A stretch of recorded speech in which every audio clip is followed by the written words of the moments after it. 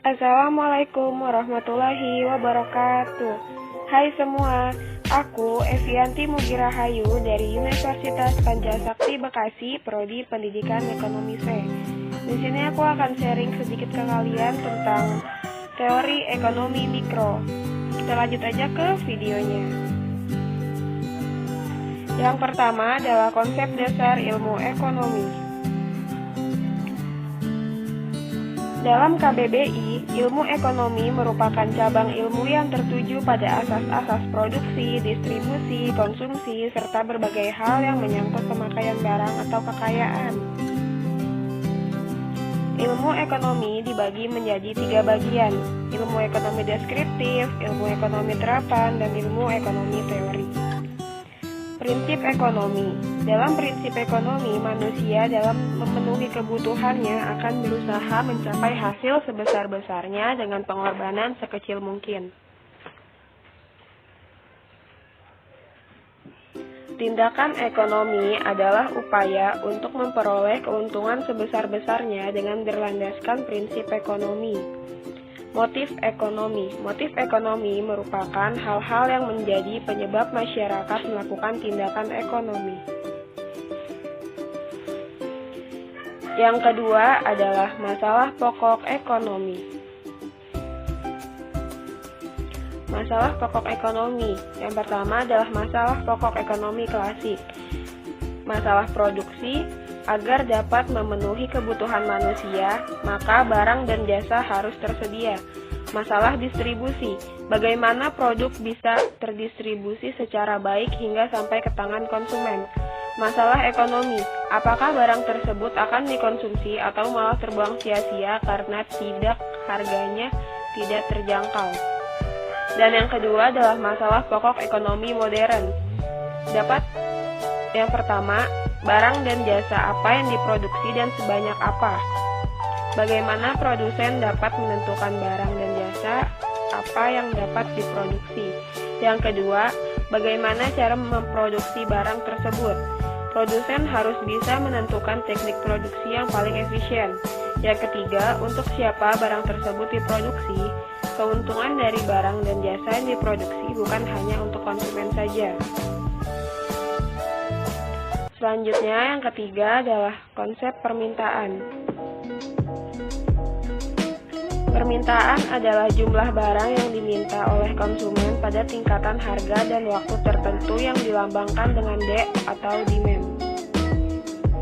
Pada hukum permintaan disebutkan bahwa semakin tinggi barang yang diminta, maka permintaan akan turun dalam kondisi ceteris paribus. Faktor-faktor yang mempengaruhi permintaan: harga barang, pendapatan konsumen, selera masyarakat, harga barang lain, jumlah penduduk, dan ramalan masa yang akan datang. Permintaan berdasarkan daya belinya dapat dibedakan menjadi 3, yaitu permintaan efektif atau permintaan yang disertai daya beli, kemampuan membeli, dan tindakan pembelian. Yang kedua, permintaan potensial.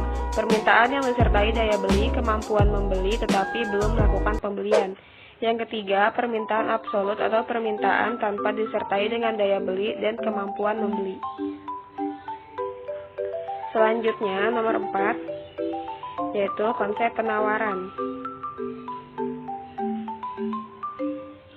Penawaran adalah hubungan antara harga dengan kuantitas untuk setiap unit waktu yang akan dijual oleh penjual. Faktor penawaran. Vincent Gaspers dalam bukunya Ekonomi Manajerial pada tahun 1996 menjelaskan faktor yang mempengaruhi teori penawaran. Di antaranya, harga dari pokok yang ditawarkan, harga dari input yang digunakan untuk memproduksi produk tersebut atau yang disebut sebagai biaya produksi, harga komoditas lain, banyaknya perusahaan yang memproduksi produk jenis yang ditawarkan, tingkat teknologi yang digunakan, serta faktor-faktor spesifik lain yang berkaitan seperti kondisi perekonomian negara, fasilitas dari pemerintahan, dan lainnya. Perubahan penawaran. Kurva penawaran adalah tempat yang menunjukkan jumlah maksimal yang ditawarkan. Sektor penawaran adalah sektor biaya sehingga kondisi-kondisi penawaran harus menggambarkan faktor biaya.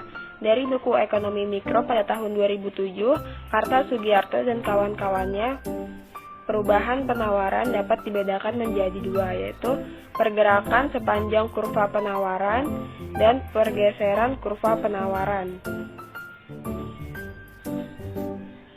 Yang kelima, keseimbangan pasar. Keseimbangan pasar adalah sebuah kondisi ketika terjadi keseimbangan antara jumlah produk atau jasa yang diminta maupun yang ditawarkan dalam harga tertentu. Rumus menghitung jumlah keseimbangan pasar adalah QD sama dengan QS sama dengan QE, PD sama dengan PS sama dengan PE. Proses keseimbangan pasar. Produsen menyediakan produk yang sesuai dengan permintaan konsumen. Pengendalian harga di pasar.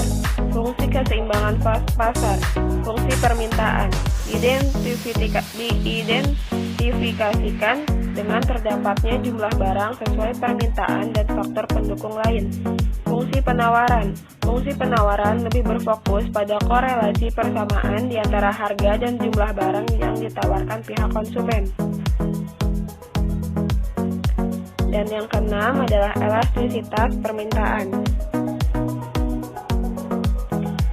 Elastisitas permintaan adalah ukuran perubahan jumlah permintaan barang atau jumlah barang akan dibeli oleh pembeli terhadap perubahan harga barang itu.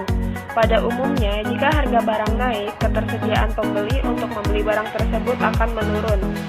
Faktor penentu elastisitas permintaan ada 6, yaitu ketersediaan barang pengganti, presentasi dari pendapatan pembeli, kebutuhan, loyalitas merek, pembayar, serta barang yang adiktif.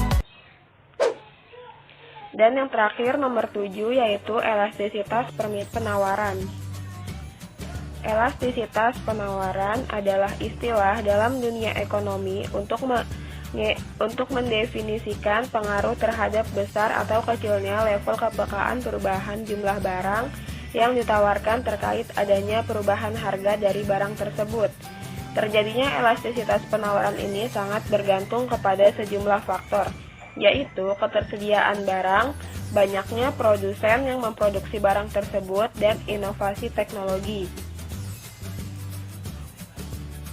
Jenis-jenis elastisitas penawaran terbagi menjadi 5. Yang pertama, elastisitas penawaran sempurna. Ketika nilai koefisien elastisitas penawaran berjumlah tak terhingga. Yang kedua, penawaran inelastis. Ketika nilai koefisien elastisitas penawaran berjumlah kurang dari 1. Yang ketiga, penawaran elastis. Ketika nilai koefisien elastisitas penawaran berjumlah lebih dari 1. Yang keempat, penawaran elastis uniter. Ketika nilai koefisien elastisitas penawaran berjumlah sama dengan 1. Dan yang terakhir, elastisitas penawaran sempurna. Ketika nilai koefisien elastisitas penawaran berjumlah sama dengan 0. Oke, cukup sekian sharing dari aku. Semoga bermanfaat, sehat-sehat, dan dimudahkan bahagianya. Terima kasih. Aku Evianti Mugirahayu pamit undur diri. Wassalamualaikum warahmatullahi wabarakatuh.